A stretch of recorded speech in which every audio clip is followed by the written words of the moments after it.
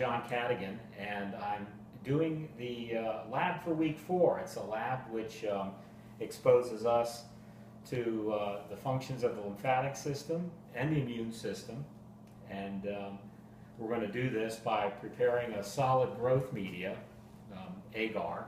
Forgive me if I slip up and call it APGAR a few times, but we're going to prepare liquid agar and put that in a petri dish, and then add various animal serums and antiserums to see what grows over the course of 3 days.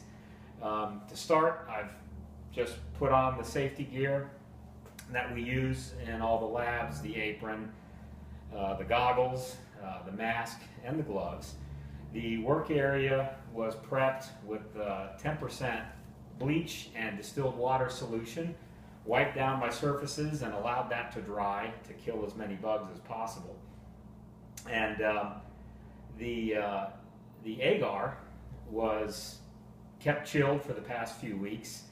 That agar took me about an hour to heat up. I heated it up probably slower than most. I didn't bring the water to a rapid boil. I didn't want the vial to pop, but I heated it up, and it took really well over an hour for it to liquefy. And another thing I kind of noticed, gently stirring it around, when I lipped the agar, the liquid agar, out of the container before I poured it into my petri dish, I only poured about 2 drops out because I was afraid I didn't have enough volume, and I barely had enough volume to cover the bottom of the petri dish. So it kind of implied that we would have plenty of agar. Really didn't have a lot there. Had just enough to cover the bottom of the petri dish. Hope the experiment works well. So where we started, once we cooled the agar when it was in its liquid form, we taped that template to the back of the petri dish, and we'll show you that in just a second. And we cut the plugs out in the order that the template outlined for us. I thought that the agar would be kind of easy to pop out like cold Jello. It really wasn't. It was somewhat gelatinous, somewhat liquefied, and it was a little harder to get out than I thought. But I got all the wells out, and we'll see how this works through the course of the experiment. Okay, so we're at the 45-minute point, and you can see where the red and the green food coloring have diffused out into the agar, into the surrounding culture media. There's kind of an uneven blob of agar there. It'll probably prevent the green from spreading much further in that direction.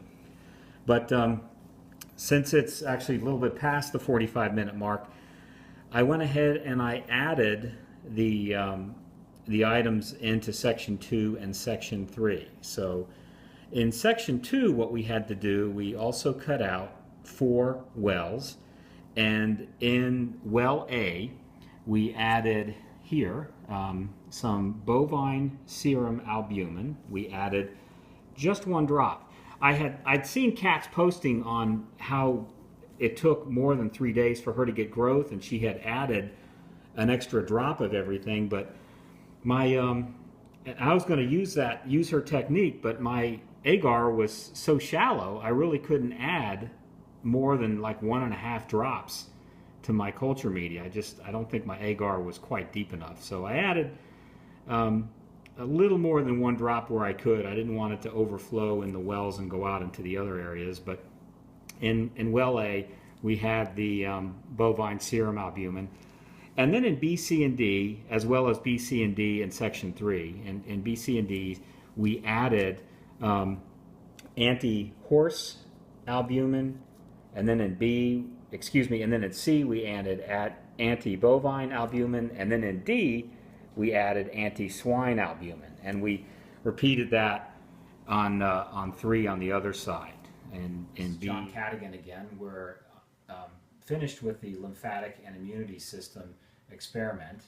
Again, I chose this lab because the immune system is so interesting. It is a very big reason why all of us are still alive and upright today. I was hoping that the lab, as well as the text, would give us a lot of very good insight into how the immune system works. But the immune system, as well as this lab, had a lot of complicated steps, which I think didn't quite give me the results that I was hoping for. Um, the dish really is so small to see that I'm hoping that enlarging the image and putting it on the computer will help us really see the results a little better. But if you recall, we put unknown albumin here in section 3 in well A, and then we put bovine serum albumin in section A of well A of section 2.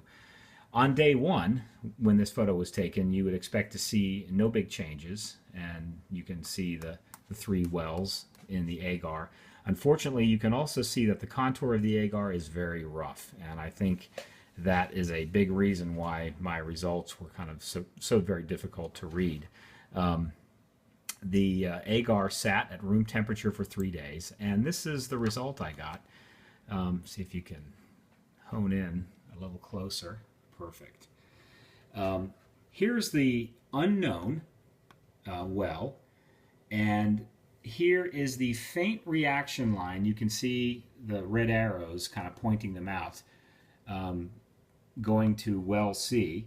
That is the bovine sample, which tells me that our unknown sample was also bovine.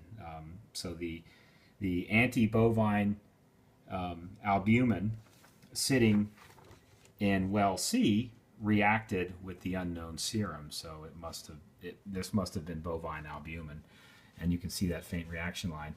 Over on the known side, where we were hoping also to see a faint reaction line where the bovine well was, the agar was so rough I don't think it dissipated out, and we really couldn't see a very well demarcated reaction line. So those are our results. I think we would have had better results visibly if my cooling process and heating process of the agar were a little smoother, but you know, trial and error. And that's our lab on the immune system. Thank you.